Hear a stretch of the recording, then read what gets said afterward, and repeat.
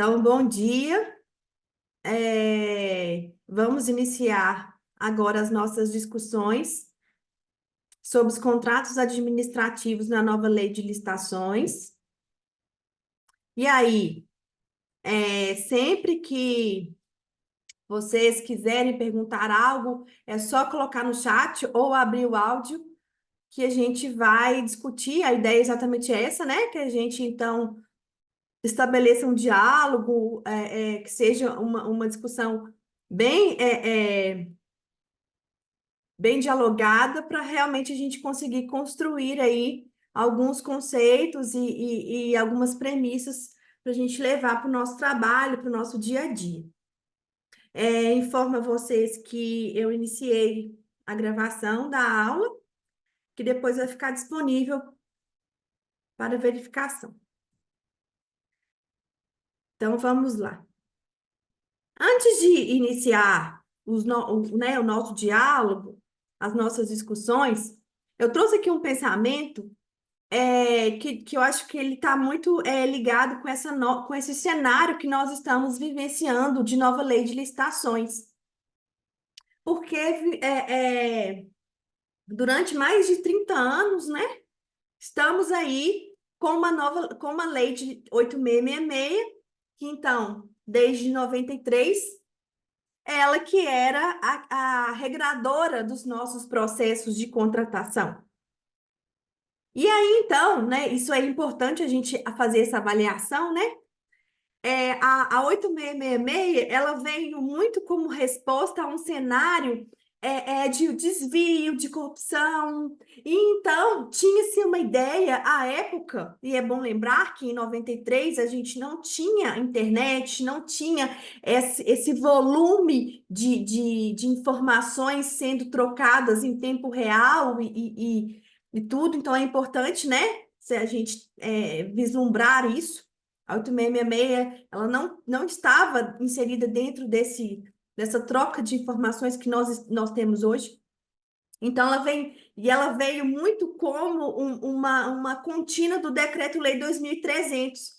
E o Decreto-Lei 2300, ele foi feito, ele foi escrito, elaborado por Eli Lopes Meireles. Eli Lopes Meireles é um administrativista e ele tem um livro, né? Hoje ele, né, já faleceu, mas assim, ele tem um livro que ele é editado pelas suas, né, pelas gerações futuras dele, é, mas muito focado no direito tradicional, né? E aí, então, a ideia que se tinha com a Lei 8666 era o seguinte: se eu conseguisse regrar o procedimento da licitação, eu iria, então, minimizar os desvios e as corrupções e eu ia conseguir, então, atingir a minha finalidade. Aí, o que se percebeu ao longo dos anos é que isso não era verdade. Apesar de eu ter, então, uma lei, que então a gente tem como uma lei procedimental, essencialmente procedimental, ela não trouxe uma melhoria, né, ela não trouxe a melhoria desejada e nem minimizou a ponto de os desvios e as corrupções. Então, o que aconteceu? Verificaram só, então, realmente existe algo que a gente vai precisar, o quê? Recorrer. Se a fase externa, que é a fase do procedimento, está regrada e ela não está levando a administração a uma compra satisfatória, então isso significa que eu preciso o quê? Rever esse processo e verificar qual fase que está precisando né, de ter um olhar aí mais atento. E aí, então, começaram a perceber assim, ó, não adianta nada eu ter um procedimento regrado se eu não souber de fato o que eu preciso. Se eu não tiver uma boa especificação, se eu não tiver um bom mapeamento de mercado, se eu não tiver, então, uma avaliação das possíveis soluções postas. para atender a minha necessidade. E aí, então viram como que era essencial você ter uma boa fase preparatória, uma boa fase interna do processo de contratação. Então, a partir daí, começaram a criar várias, pelo menos o governo federal editou várias INs, exatamente com foco, né, nesse planejamento, no foco em criar, em colocar à disposição dos agentes aí instrumentos para poder viabilizar uma melhoria, um melhor mapeamento do cenário na fase preparatória, na fase interna do processo. E aí, o que a gente tem hoje na nova lei de licitações é exatamente um olhar para essa fase preparatória, que é essencial, né? Muito importante. Então, a gente vê hoje uma nova lei de licitações muito focada na fase preparatória. Também trouxe profundas modificações na fase externa, na fase de seleção de fornecedores. Então, a gente tem também uma fase que é a de execução, que é exatamente a fase dos contratos administrativos. E aí, essa nova lei ela trouxe, então, vários instrumentos. Ela, em sua essência, muito se fala da questão da governança das contratações públicas, né? Quem viu aí os cursos na fase preparatória, provavelmente ouviu muito falar disso, da questão dos princípios, da questão de você avaliar qual que é a missão institucional, quais são os objetivos institucionais, aquilo que levou à criação do seu órgão, da sua entidade, do seu hospital, para daí então desencadear todos os objetivos e as finalidades, e aí então quais são as necessidades que precisam ser viabilizadas por meio do processo de contratação, e aí então, né, aí linkado sempre com LOA, LDO, isso tudo na verdade já são premissas que a gente tem, né? Só estão de forma mais profunda, mais latente na nova lei, mas isso a gente já tem, né? A lei de responsabilidade fiscal, a 4.320, mas enfim, agora a gente tem isso de uma forma, vamos dizer assim, né, bem consolidada na nova lei. E aí, então, a partir dessa avaliação toda, que é feita na fase preparatória, você vai focar o quê? Na obtenção do resultado. O quê? Na implementação da política pública, do bom atendimento para a sociedade. Então, a gente percebe, né, ao longo de toda a lei, uma grande preocupação para que, de fato, a sociedade, o cidadão, consiga verificar mudanças, consiga sentir, de fato, essa implementação e essas políticas sendo viabilizadas. Então, a gente já falava isso, mas agora isso está de uma forma muito mais empoderada, que o processo ele não pode ser um fim em si mesmo. Ele é um meio para viabilizar e para atender aquelas necessidades de interesse público para que, de fato, a gente entregue algo de valor para a sociedade. E aí, voltando, né? Para que eu falei tudo isso, né? Exatamente para poder falar o seguinte, que lá no pensamento de Lênin Streck, né? Toda essa mudança organizacional, que é uma questão cultural muitas vezes, né? Isso a gente não vai conseguir fazer isso da noite para o dia, óbvio que não, né? A nova lei chegou hoje, então amanhã acabou, a gente acordou, mudou tudo. Você tem o princípio da segregação de funções amplamente observado pela administração pública, você tem o engajamento da alta administração nos processos de contratação, você não tem o que a gente chama de desembrada, né? Que é o quê? É tudo, todos os processos de compra em dezembro, né? Que é quando libera o recurso, você tem que ficar lá desesperado para fazer os empenhos, a liquidação e o pagamento. Então, não tem nada disso, né? Porque você tem aí uma evolução ao longo do ano, com base na finalidade, na missão institucional, na LOA, na LDO, né?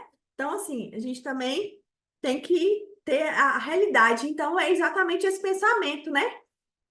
Que o direito ele não pode ser compreendido como uma sucessão de textos que já estão com sentidos pré-construídos, mas na verdade ele vem, né?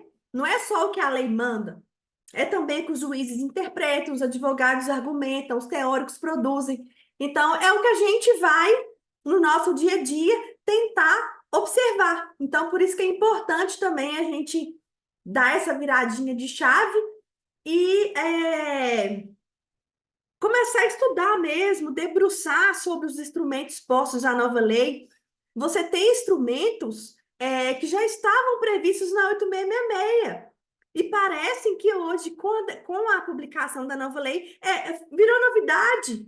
Aí você fala assim, não, mas peraí, isso aqui já existia. Então, por que que já poderia ter sido utilizado antes? Mas por que que não foi? Mas que bom que agora né, jogou-se luz ali, por quê? Porque é um instrumento legal, um instrumento positivo, que a gente pode utilizar em alguns objetos, em algumas contratações, então isso que é importante, né? Essa busca constante, e isso também traz muito, vem muito na nova lei, a questão da capacitação, de você sempre aproveitar as expertises, as a questão das formações. Então, isso tudo é importante e é fundamental, principalmente nessa fase agora dos contratos administrativos, que é o nosso tema aqui, exatamente por algumas transformações muito importantes que ele sofreu aí em relação ao que a gente tinha na 8666. É, e aí, então, a gente tem lá que na 8666 você tinha o regramento lá no artigo 54 a 80, e agora na nova lei de licitações, você tem o destaque para o artigo 89 até o 150. Obviamente que, né, iremos beber da fonte em outros artigos também, né? Mas, essencialmente, os contratos estarão regrados nesses artigos aí. E aí, uma pergunta que a gente faz é se de fato a gente pode, né, ou a gente está diante de um novo contrato administrativo com base na nova lei. Ou é apenas réplica, né? Copia e cola do que a gente tinha na 8666.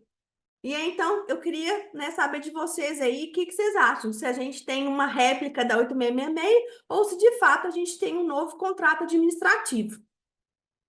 Ah, a Bárbara entende que acha que a gente tem sim um novo contrato.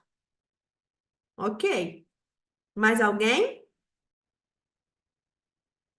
Gustavo, Daniele, Jéssica, Eu, Vânia. eu não sei se seria exatamente um novo contrato, Hum. um novo instrumento, mas eu acredito que o que muda seria a forma de se lidar com esse instrumento contratual.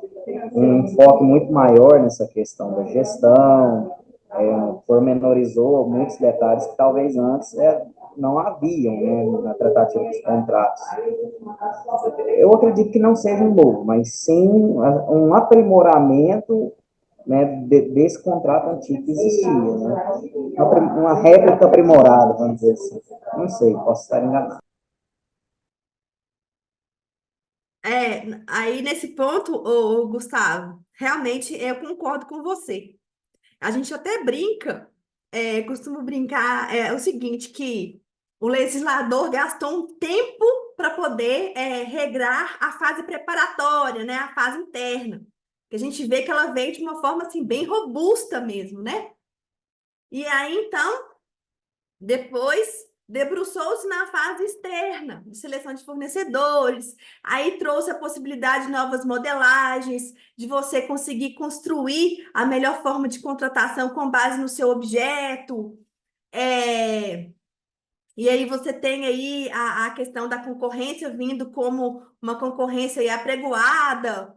Então, e aí quando chegou no contrato administrativo, ele cansei, não aguento mais, então, né? Então, de certa forma, de todo de toda, né, de todo o macro processo de contratações, o que eu vejo o que menos sofreu alteração foi a fase de contratos mesmo. Mas mesmo assim, eu trouxe algumas questões aqui que vocês vão ver que teve alteração, exatamente numa ideia mais de aperfeiçoamento mesmo. Mas o esqueleto, eu penso que 60% ou até mais um pouco, continua sendo o 8666.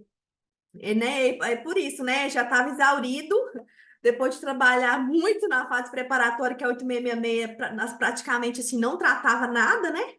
E aí, e da fase também de seleção de fornecedores, aí chegou no contrato e falou: ah, agora, né, não aguento mais, o HD fundiu, o processo cognitivo já está falhando, né? E é isso. Mesmo assim, a gente vai tentar aqui abordar algumas questões importantes. E uma delas é com relação a essa relação administração particular. E isso é muito interessante, porque não sei se vocês já leram ou se já ouviram falar, se não, eu até recomendo depois a leitura. Há uma discussão muito bacana do professor Ron Charles com o professor Marcos Nóbrega a respeito dessa questão da relação da administração pública com o particular, numa ideia de incentivo, numa ideia assim, de ganha-ganha, então, custo transacional, então, todos esses aspectos aí que são muito bem tratados por eles em alguns livros, tem um livro específico que fala sobre análise econômica, acho que das contratações públicas, é, ele trata muito disso, é muito bom o livro, e ele fala exatamente dessas questões, né, que a administração, com a 8666, ela se empoderou de tal forma que ela ficou num pedestal que ela não conversa mais muitas vezes com o privado, sendo que nós precisamos do privado para viabilizar as nossas políticas, para viabilizar para atender às nossas necessidades. Então, a gente precisa equacionar isso para que não haja prejuízo para a administração, mas que também eu consiga incentivar o mercado a participar dos nossos processos e a entregar um bem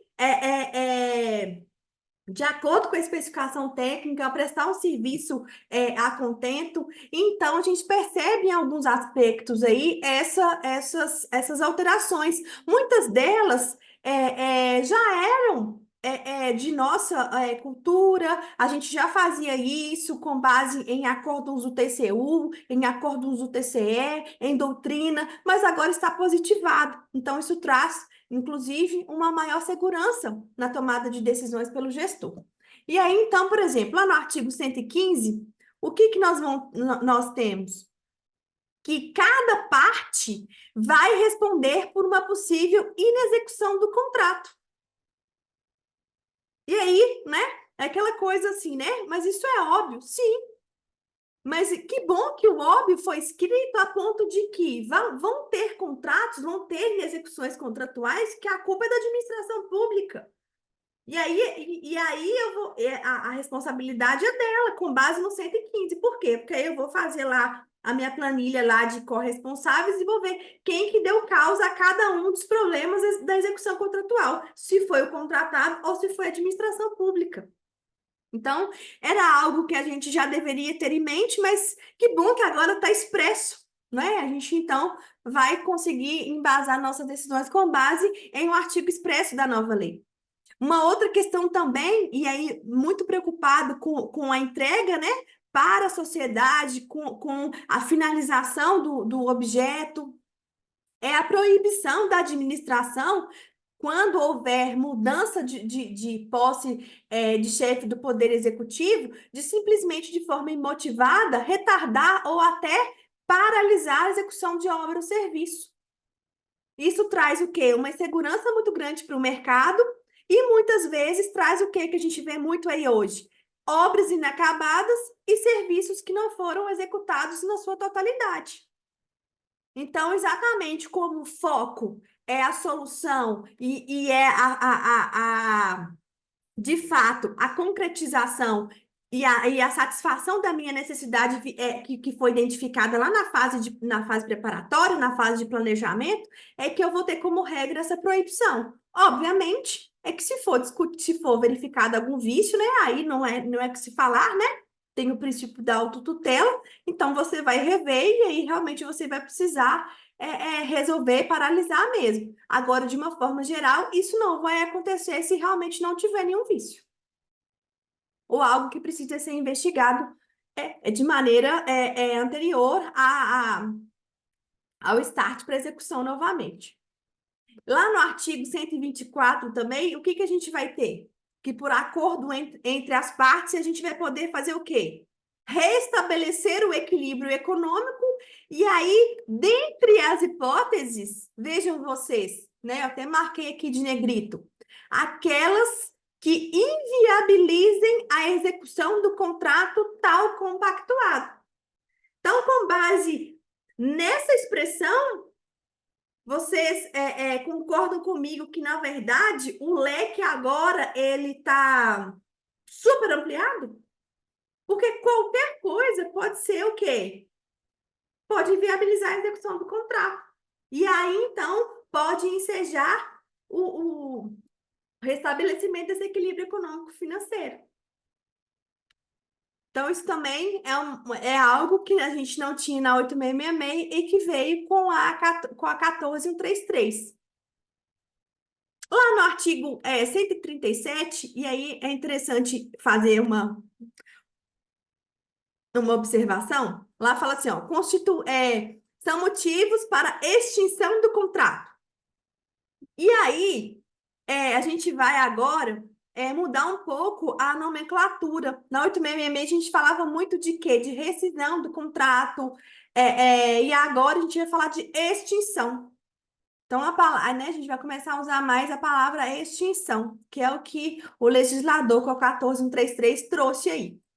E aí, então, o contratado terá direito à extinção do contrato. Eu trouxe para vocês aqui algumas hipóteses. Aí, uma delas, suspensão de execução do contrato por prazo superior a 3 meses.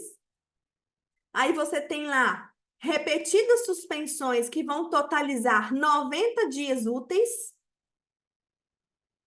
Atraso superior a 2 meses contados da emissão da nota fiscal, dos pagamentos ou de parcelas de pagamentos devidos pela administração. Esse ponto aqui, eu acho que, de certa forma, ele é muito crítico. Não para a gente aqui, né, em Minas, até porque aqui a gente não tem problema nenhum com atraso de pagamento, a gente né, sempre pagou em dia, nunca teve esse problema, não. Mas lá na Suíça, que isso acontece com muita frequência, a gente pode ter um problema grave aí, se o fornecedor, então, quiser extinguir o contrato. Porque você imagina, o atraso aqui, ó, acima de 2 meses, a gente tinha isso na nova lei, né? Estão lembrados? Na nova lei, na 8666, a gente tinha também o atraso, só que ele não era 2 meses, era um prazo maior. E outra coisa, não era contado da emissão da nota fiscal. E aí que vem, no meu entendimento, um problema grave aqui. Por quê? Porque imagina só, como que é esse processo de execução? O fornecedor, ele presta o serviço, aí depois que ele prestou o serviço, né? Por exemplo, é uma prestação de serviço contínuo. Então, ele vai emitir uma nota fiscal a cada 30 dias. Aí ele prestou o serviço, emitiu aquela nota fiscal. Aí, na hora que ele emite a nota fiscal, eu vou fazer o quê? Eu vou fazer o atesto daquela nota fiscal. Então, eu preciso verificar se, de fato, aquele serviço foi prestado conforme a especificação contida no edital de licitação ou do termo de contratação, né? Quando eu estiver diante aí de um processo de dispensa de licitação, e aí é dispensa e ou inexigibilidade. Aí eu vou fazer toda essa verificação. Ó, fez tudo certinho, cumpriu a especificação que estava contida lá no processo de contratação, os prazos contratuais foram observados, então o serviço foi feito a contento. Ok. Aí você vai lá, né, atesta que o serviço foi feito a contento e encaminha aquela nota fiscal para o processamento, para a liquidação e depois para o pagamento. Mas vejam vocês que isso pode atrasar. Por quê? Porque pode ser que eu vou verificar alguma inconsistência e aí então eu tenho que fazer uma notificação para que seja feita algum tipo de modificação e só depois que for realizada aquela modificação é que então eu vou fazer o ateste. Isso tudo está correndo meu prazo o quê? De pagamento.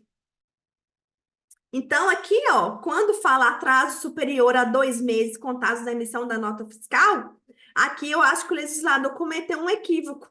Ele tinha que ter colocado contados do recebimento definitivo, porque é só a partir do recebimento definitivo que, de fato, ele faz jus ao recebimento do valor. Concorda comigo? Porque ele emitiu a nota fiscal, mas pode ser que o bem não foi entregue a contento, que ele vai ter que trazer outro bem, trocar o bem, corrigir algum defeito, ou prestação de serviço a mesma coisa, às vezes não cumpriu algum item lá que foi pactuado, então ele vai precisar corrigir aquilo, né? Então tudo isso está envolvido antes do ateste, mas a nota fiscal já foi emitida, né? Então, em tese, já está correndo o prazo que pode ensejar aí um pedido de extinção por parte do contratado. Então, isso aqui é um ponto de atenção que eu coloco para, no momento da execução, a gente ter isso aí no nosso radar. Aí, um outro ponto também que eu vejo como interessante na nova lei é que agora é obrigatório que em nossos contratos tenha a previsão de qual que é o prazo de resposta para o contratado. No caso de pedido de repactuação, no caso de um pedido de equilíbrio econômico-financeiro. Então, toda vez que houver um pedido de reequilíbrio ou de repactuação, eu tenho que observar o prazo que eu mesmo vou estipular no contrato, porque isso é cláusula necessária. Então, todos os nossos contratos administrativos com base da nova lei vai ter que ter uma previsão de qual que vai ser o nosso prazo de resposta. Ah, é 15 dias, ah, é 30 dias. Então, não tem como mais, igual a gente fazia muitas vezes, né? O pessoal fazia lá na Suíça, de deixar em banho-maria aqueles pedidos, né? Agora lá na Suíça não tem como fazer isso mais. Agora, obrigatoriamente, você vai ter que observar o prazo que está estipulado no contrato.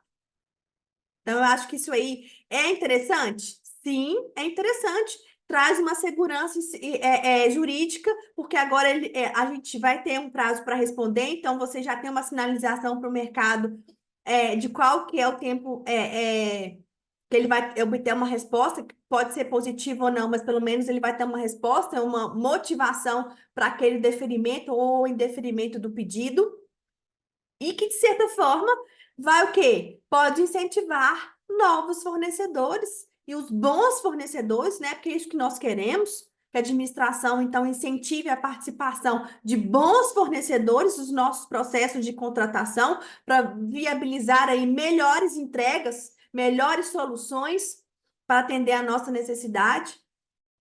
Então, isso é importante. É uma boa sinalização para o mercado. Outra questão que já era, na verdade, né?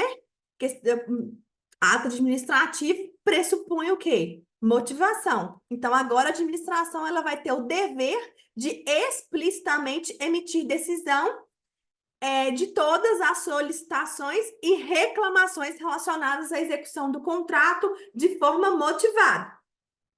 Claro que pedidos meramente protelatórios ou que, de certa forma, não impactam em nada na boa execução, não entram dentro desse artigo 123. Mas o restante é obrigação. De certa forma, isso já era, né, gente? A gente já tem que se manifestar sobre isso. Faz parte, né, do ajuste entre duas pessoas, que você se manifeste sobre aquilo que a outra parte está questionando na execução do contrato, mas de certa forma, agora você está, isso está expresso. Então, você tem aí um artigo prevendo isso expressamente. E aí, então, a gente chega numa parte que eu acho que é muito importante e que a gente já tinha, de certa forma, antecipado um pouco, que é esse contrato administrativo visto como uma ferramenta aí de alcance de resultados. Como é que é isso? É a questão da duração dos contratos. Então, você tem aí possibilidade de contratos mais longos com a administração pública. E isso vai ensejar o quê? Uma melhoria não só da fase de gestão e de fiscalização dos contratos, mas também um aprimoramento da fase preparatória. Porque você imagina a gente com problema em contratos administrativos longos. Então, o que que a gente vai precisar, então? Mapear adequadamente o meu cenário, estudar quais são as soluções viáveis que estão postas no mercado à disposição. Dentre essas possíveis soluções, qual que vai melhor atender a minha necessidade de interesse público? E a partir daí, então, desenvolver o meu termo de referência e as minhas especificações com base nessa solução, que foi considerada a melhor solução, para que então eu consiga, lá na fase de execução do contrato, ter uma tranquilidade maior na execução.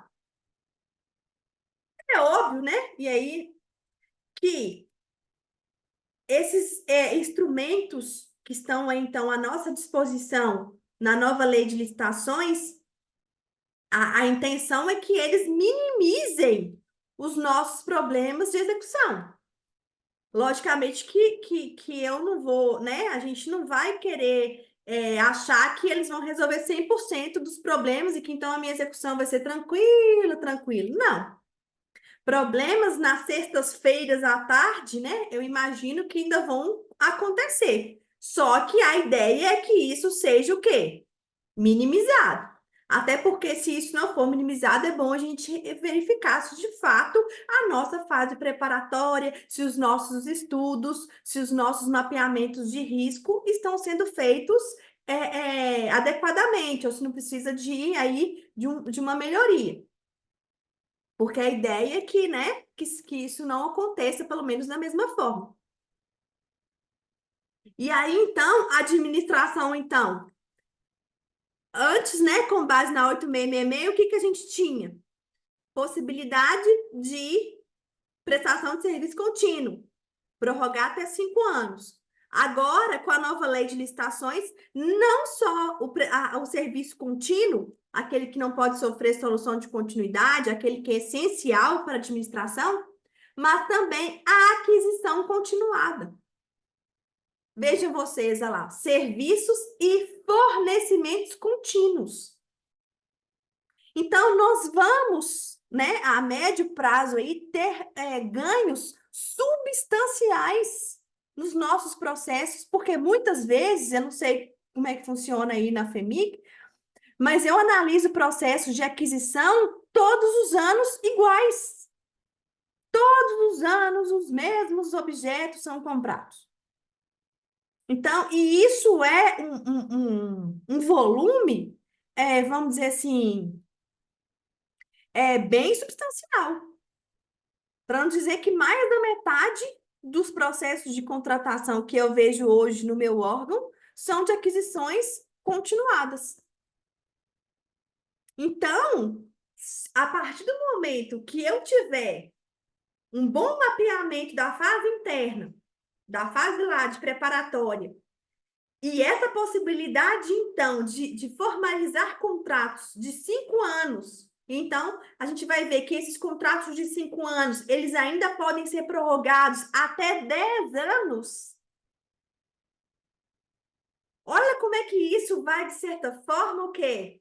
Retirar um volume considerável de processos da nossa linha de produção, fazendo com que, de fato, eu consiga ter um tempo maior para contratações complexas, até para essas mesmo que a gente considera como é o nosso arroz com feijão, né? Que é aquilo do nosso dia a dia, porque como eu vou ter um tempo maior de execução, então eu consigo também, antes, né, de acabar aquele contrato, eu já começar a estudar uma nova solução. Ah, existem outras possibilidades no mercado? Não existem?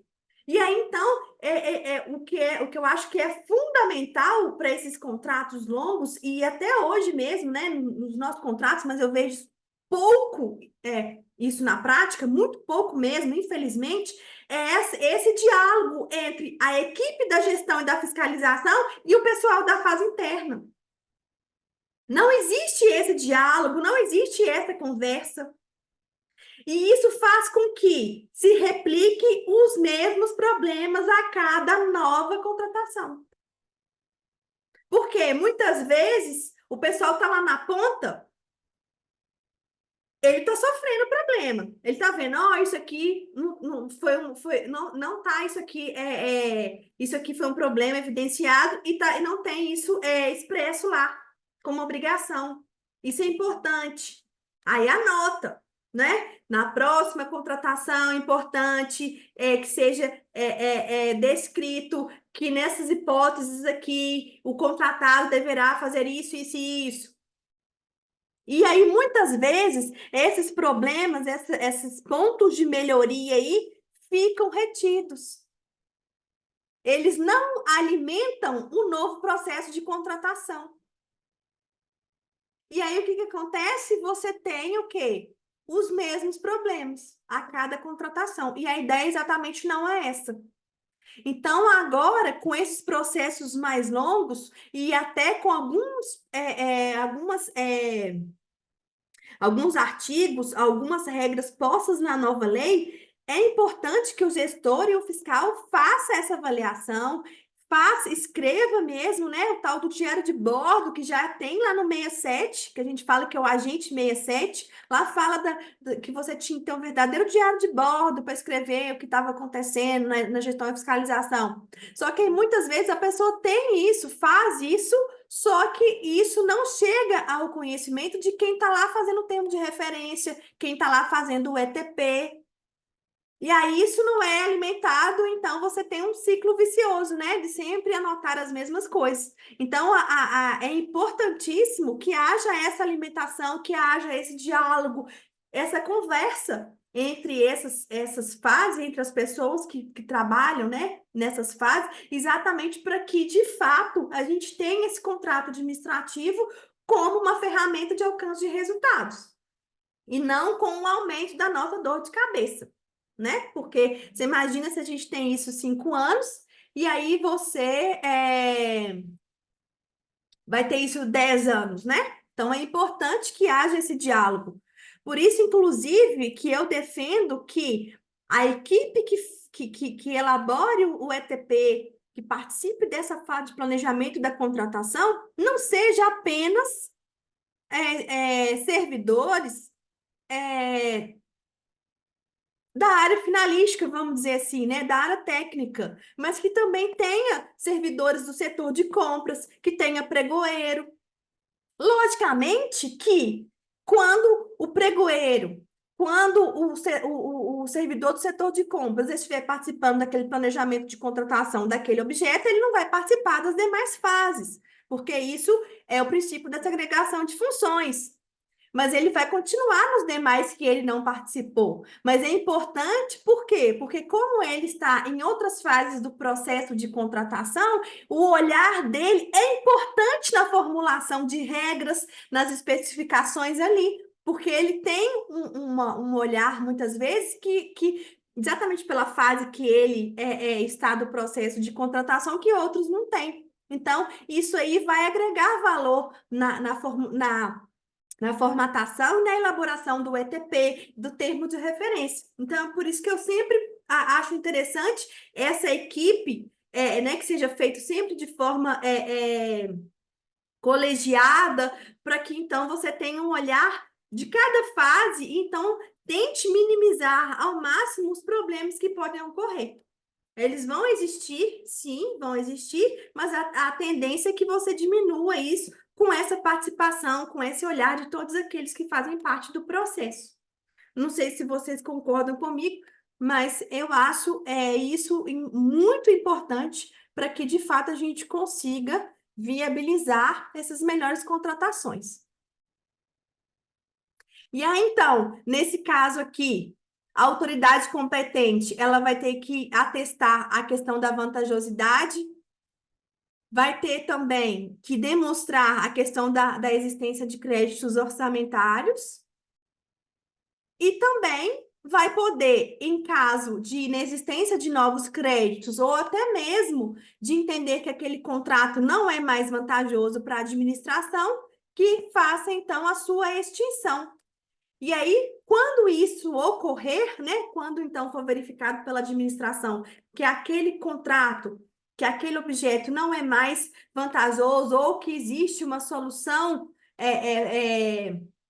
considerada uma melhor solução para a administração, então está sendo iniciado um novo processo de contratação e agora ele, né, está no fim, então esse aqui vai ter que ser encerrado. Você ainda tem ainda uma outra regra para o quê? Para fornecer uma segurança para o contratado, que vai haver essa extinção, mas sempre próximo da data de aniversário do contrato e que não poderá ocorrer em prazo inferior aos 2 meses dessa data de aniversário. Então, isso também é para promover uma maior segurança do privado naquela relação contratual. E inclui-se dentro dos possíveis objetos para essa prorrogação de até 5 anos o aluguel de equipamentos e a utilização de programas de informática, que na 8666 a gente tem um prazo aí diferenciado, não é? E que agora, então, também vai poder ser de 5 anos. E aí, a duração, então, desses contratos vai observar o que está previsto no edital, então o edital é que vai ser a lei que vai, né? A lei entre as partes aí, ele que vai regrar qual vai ser esse prazo desse contrato. E aí, então, a cada exercício financeiro é importante que haja, então, a previsão dos créditos orçamentários. Isso também é algo que a gente, né, já costuma observar aí na Lei 8666 e vai continuar observando. E aí, aquilo que eu falei com vocês, né, no artigo 107, vai falar com relação à questão da observância aí de até 10 anos. E aí, aqui no 108, você já tem contratos que podem ser já inicialmente com vigência para 10 anos, que é exatamente em alguns casos de dispensa de licitação, aqueles que envolvem transferência de tecnologia do SUS, que também envolvam questões de materiais de uso das Forças Armadas, questões de contratação, de comprometimento da segurança nacional. Então, todos esses aqui podem ter contratos já com vigência inicial de 10 anos. E aí, uma outra novidade que a nova lei trouxe, e que isso daí a gente não tinha na 8666, é a possibilidade, então, de contratos por prazo indeterminado. E aí, gente, é importante dizer o seguinte, que eu, particularmente, mesmo sob a vigência da 8666, já defendia a possibilidade de formalizar contratos por prazo indeterminado quando a administração for usuário de serviço público oferecido em regime de monopólio. E isso, inclusive, já é de observância na esfera federal, porque existe uma orientação de 2011, né? Há mais de 10 anos, né?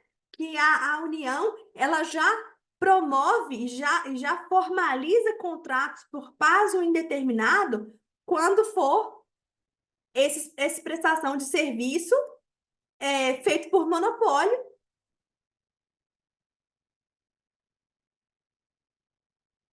E aqui em Minas eu vejo que isso era muito.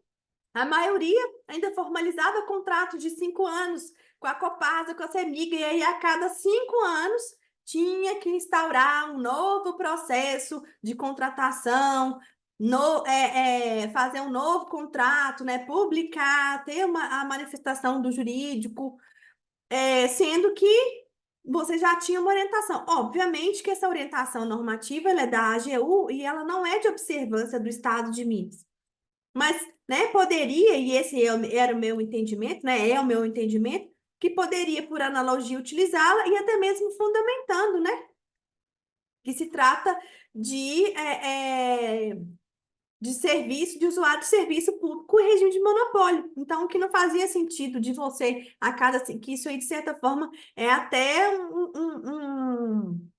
você estava causando um ônus excessivo, né? Mas, enfim, agora, se alguém tinha alguma dúvida dessa possibilidade, não precisa mais, porque já temos uma norma expressa na nova lei de licitações permitindo essa possibilidade. Então, são, vejam vocês, né? São regras aí que estão, de certa forma, o quê? Tentando diminuir o volume de processos que estão tramitando nos órgãos e entidades.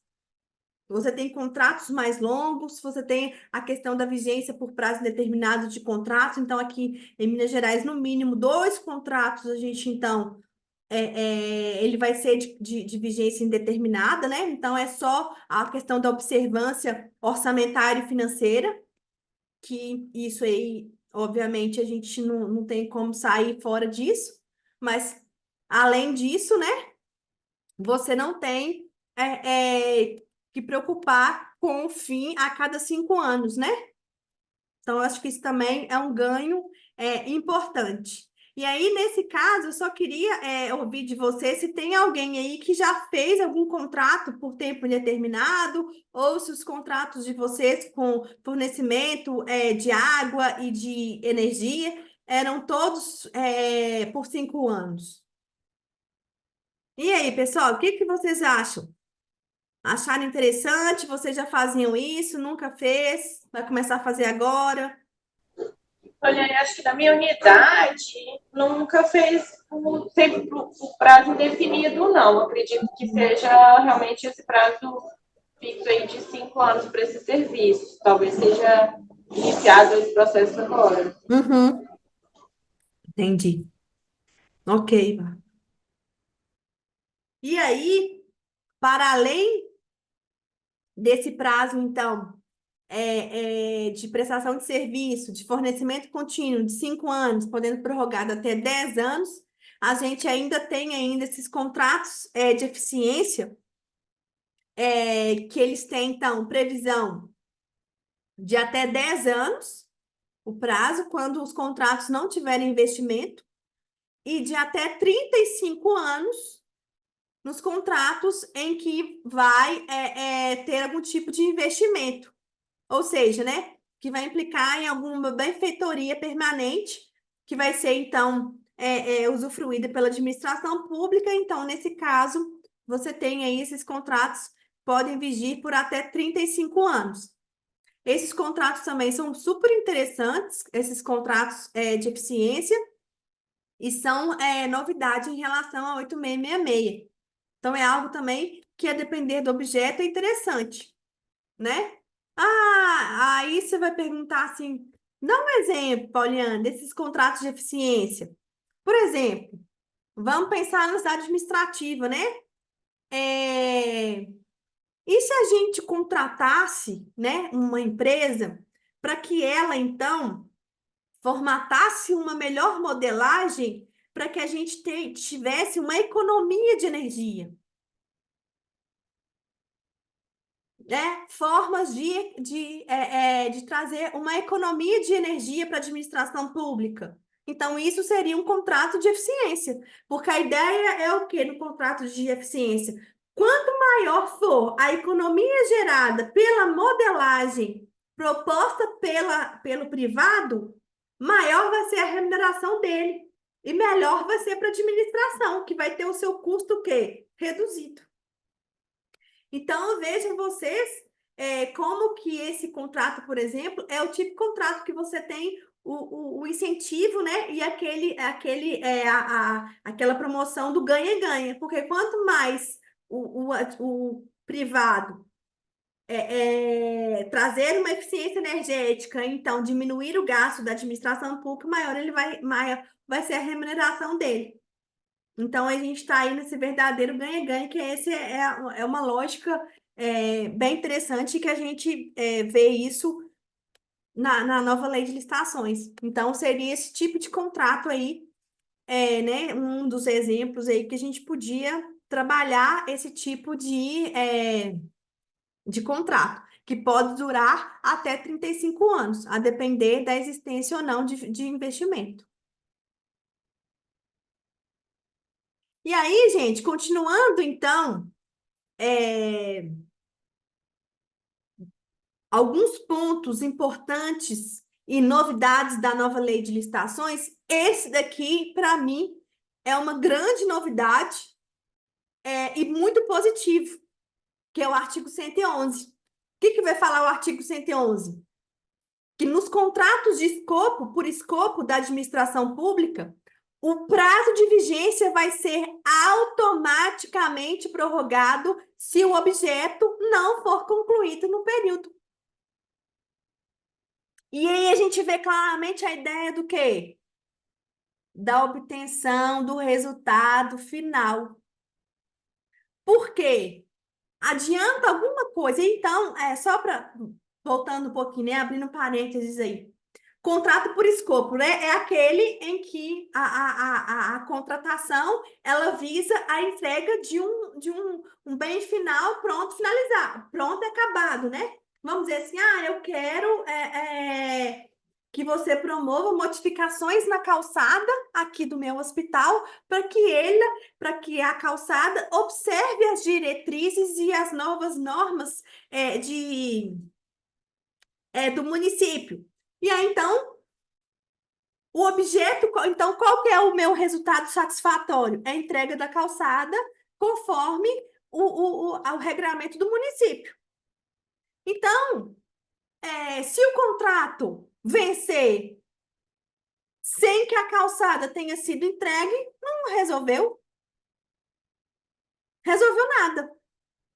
O contrato não pode ser né? O processo não pode ser um fim em si mesmo. Ele é o meio. Então, se ele é o meio, se o contrato é por escopo e o objeto ainda não acabou, então ele tem que ser automaticamente renovado. Porque o que eu quero? Eu quero a entrega do objeto. Pronto, acabado.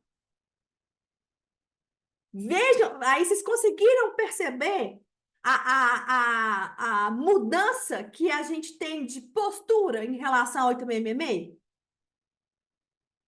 Principalmente nessa ideia de fim, de satisfação ao final, de entrega, de fato o interesse público ali está sendo observado e garantido. Então, e eu achei esse muito interessante. Então, vejam vocês que agora os contratos podem ser o quê? Por escopo, se não foi finalizado ainda, vai ser automaticamente prorrogado. Lá no artigo 122,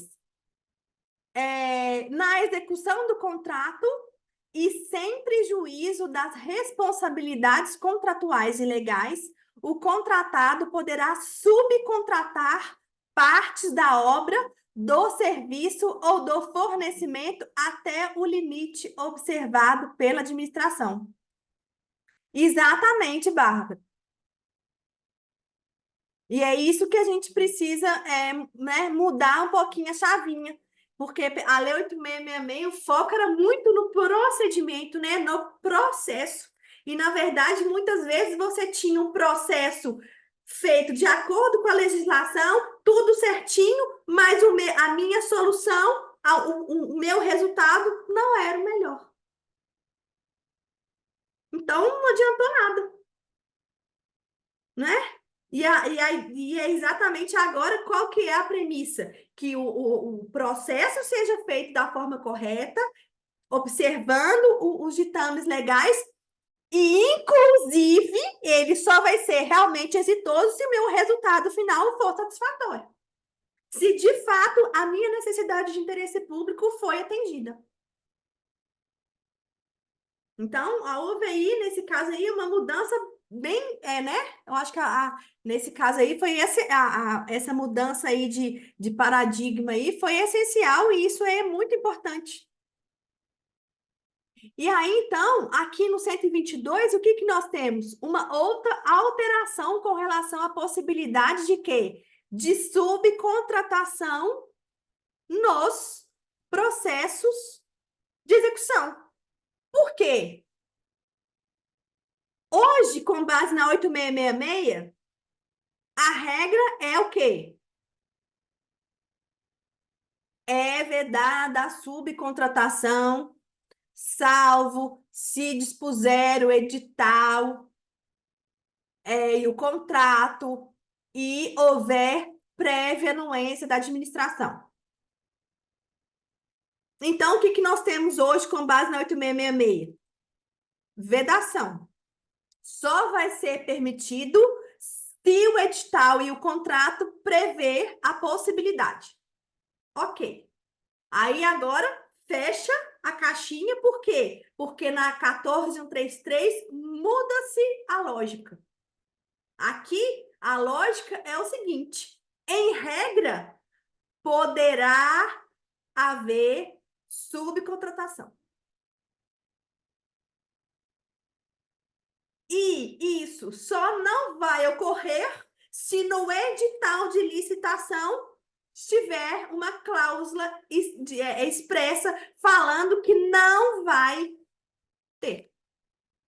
Então, mudou-se totalmente a lógica. Agora, aqui, com base na 8666, se o edital não prevê restrições, vedação ou restringir, a regra é a possibilidade. Logicamente, né, gente? Que não vai ser também algo irrestrito, sem avaliação. Não.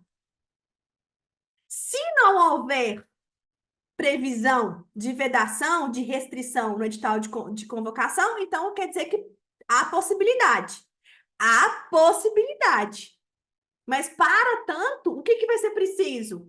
Que o contratado, então, forneça a documentação necessária, dados do subcontratado, para que a administração avalie e autorize a subcontratação. Então, nessa lógica aí, nesse segundo momento aí, permanece o mesmo.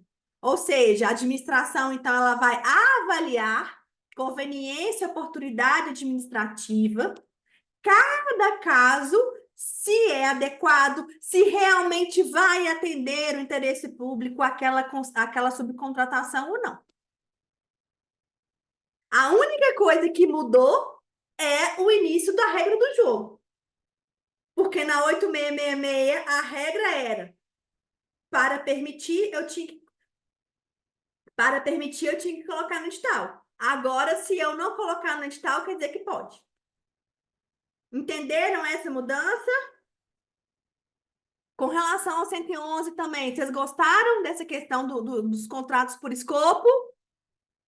Acharam interessante? Até essa questão da subcontratação também, que são duas novidades bem interessantes aí da nova lei. O que vocês acharam? Me contem aí. Me contem aí. Eu acho que essa questão aí do 111, principalmente, é muito interessante, porque aqui mesmo na unidade, a gente tem um contrato de uma empresa para fazer todo um mapeamento para ar-condicionado central. E devido à pandemia e diversos outros problemas internos também, essa empresa ela nunca consegue concluir esse serviço dentro do prazo de apenas um ano, e aí foram se fazendo prorrogações. Prorrogou mais 12 meses, e era um contrato por escopo, porque ela deveria entregar o projeto. Mas aí não conseguia, tanto por problemas adversos mesmo, que aconteceram, quanto internos também, demora na aprovação desses projetos por parte da gestão central. E aí vai se prorrogando, e todas as vezes a gente tem que ficar tendo retrabalho de fazer termo aditivo várias e várias vezes, fazer pesquisa de mercado, fazer tudo de novo para prorrogar um simples contrato desse. Pois então, essa possibilidade aí é muito bom, porque se não concluir, automaticamente prorroga. Então, não tem todo aquele retrabalho de fazer novamente. Né? É claro que tem que passar por uma avaliação para ver se não é a empresa que está postergando e tudo mais.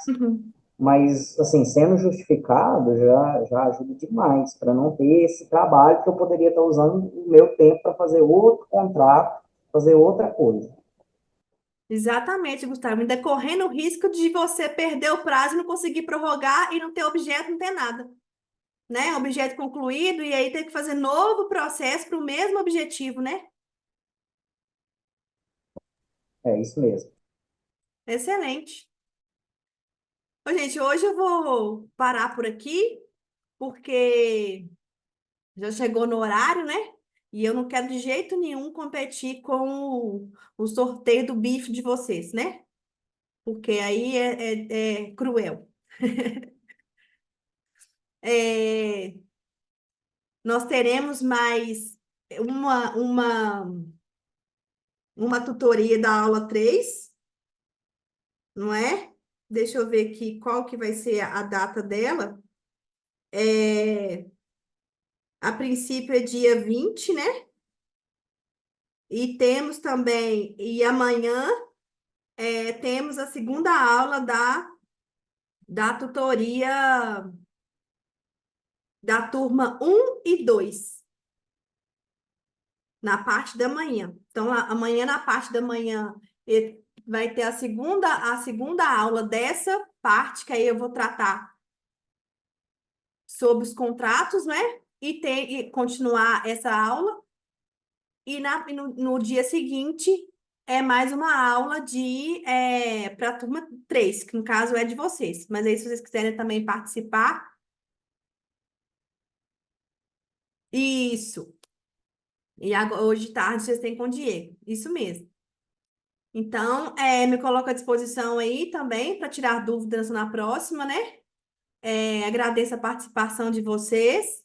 Tenha uma boa semana, um bom dia e até amanhã ou depois da manhã.